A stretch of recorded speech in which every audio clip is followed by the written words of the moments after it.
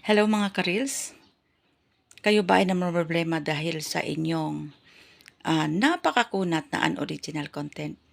Pakinggan niyo po ang video ito dahil I'm sure na makakatulong po talaga sa inyo ito. Napakasimple na po, napakabilis. Ito pong pinakamabilis na paraan para po ninyo ay mabura po kaagad yung inyong unoriginal content. Ayan. So, di na po tayo paligoy-ligoy pa. So, simulan na po natin. Ayan. Ako po ay na-monetize noong October 16, 2023. So after 4 days sa aking pagka-monetize, napatawan po ako ng unoriginal content. So ayun, tiningnan ko po kung ano yung mga magiging dahilan, ano yung ang maaari kong gawin para po maayos po ang aking issue tungkol po sa unoriginal content. So ito, nag-request review na po ako. Dahil hindi ko pa nga po alam, agad po ako nag-request review. So ayun. So dahil po sa feeling ko parang wala namang nangyari. So naghanap po ako ng mga video, mga tutorial tungkol po dito sa mga paano po lutasin yung mga unoriginal content. Hanggang sa may napanood po ako na yun daw yung pinakamadali, yun lang daw po yung ginawa niya at nawala po kaagad. Siguro dahil po naman, depende naman po talaga yan sa bawat issue po ng account po natin. So ayun, sinundan ko po yung video na yon. Talagang sinunod ko po talaga step by step. At ang sabi kasi doon, maghintay lang po tayo ng 6 to 7 days. 6 to 7 working days. Ayun, maibalik na daw po yung ating monetization. Ayan. So after noon, naghintay po ako ng 7 days. Pagkatapos wala pa rin, ganun pa rin. So, nag-request review din po uli ako. Pero before po ako nag-request review, binura ko po yung ang pinaghihinalaan ko po na maaring dahilan sa aking unoriginal content. So, yun, pagkatapos, sa tingin ko malinis na, nag-request review din po ako. So, maghintay na naman po tayo ng 6 to 7 working days. So, after noon, pagkahintay ko po, wala, ganun pa rin. So, pinuntahan ko na naman yung aking mga long form video kasi wala pa rin nangyari. Ayan, makikita nyo naman yan. Andyan po yung mga response po galing po kay Meta, no? Sa Meta team, yung mga tungkol po sa ating mga request review. So, makailang ulit na po ako nakatanggap niyan. So, inulit-ulit ko lang po talaga. Nanood na naman ako ng ibang mga tutorial at sinunod ko na rin po. Pero ganun pa rin, wala pa rin pong nangyari. So, pumunta na ako sa aking long form video guys.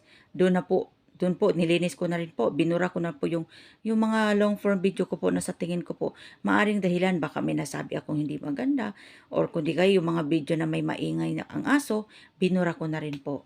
So, may isa po akong tutorial na napanood. Yung mga top 1 buds daw po, yung ating mga natanggap po, no? Ginawa po nating reels, no? Siyempre, ano po talaga tayo, 'di ba? Dati talagang lahat po ginawa po natin. So hindi daw pala 'yun pwede. At yung mga pictures po na ginawa po nating slideshow, ginawan po natin ng video, isa din po 'yun sa mga dahilan, sa maaring dahilan kung bakit po tayo nagkakaroon po ng unoriginal content. So binura ko na rin po 'yun, guys. And after noon sa long form video, nilinis ko na rin sa aking mga reels, nirelease ko na rin. Halos maubos ko na sa pagbubura yung aking mga reels. Ayan. Pati naman yung mga napakonti lang ng likes, binura ko na rin po, nadamay na po guys, no? So, ayun, pumunta din po ako sa mga tags po sa akin. Binura ko na rin po, nilinis ko talaga yung aking account. Tapos, nag-request review ako. So, wala pa rin nangyari. Naghintay na naman ako another 7 days.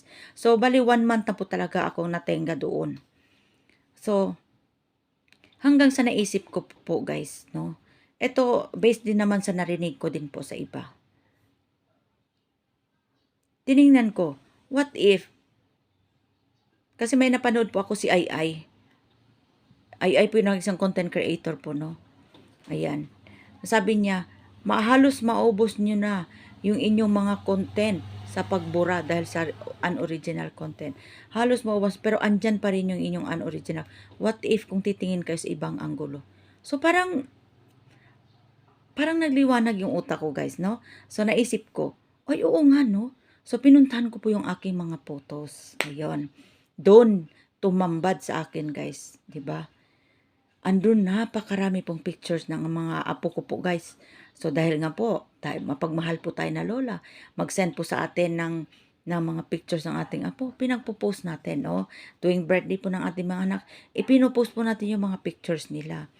Yung pictures ko po, pag inuulit-ulit ko po sa pagpo-post.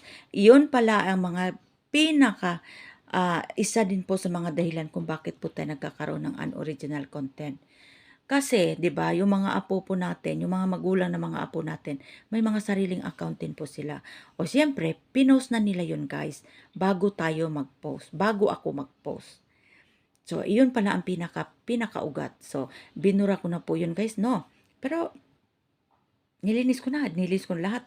Pati yung mga nagdoble-doble ko po mga photos, binura ko na rin po.